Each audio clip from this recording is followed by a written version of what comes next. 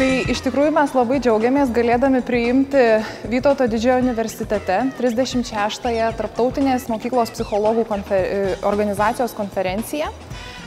kuri šiemet yra skirta itin svarbiai temai – vaiko teisėms ir poreikiams, kaip juos atliepia šeima, mokykla ir visuomenė, kokie iššūkiai kyla šioms socialinėms institucijoms. Iš tikrųjų mes labai džiaugiamės turėdami galimybę priimti daugiau negu 290 užsienio ir Lietuvos psichologų,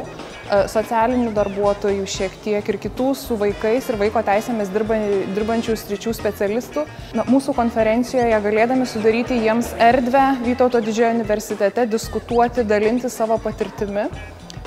kalbėti apie jų darbe kylančius iššūkius ir būtent susijusius su pagrindinė konferencijos tema. Iš tikrųjų labai džiugu, nes ši konferencija sutampa ir su 25-osiomis Jungtinių tautų vaiko teisių konvencijos metinėmis. ISPA is the International School Psychology Association with members from across the world. And we are happy to be holding our annual international conference this year in Kaunas, Lithuania, and with participation from 35 countries.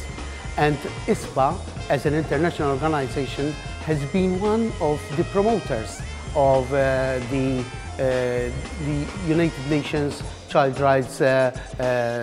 Convention, and so this year we are celebrating the 25th year of its declaration, and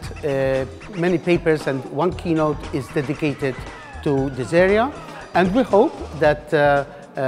across the world we will increase awareness of child's rights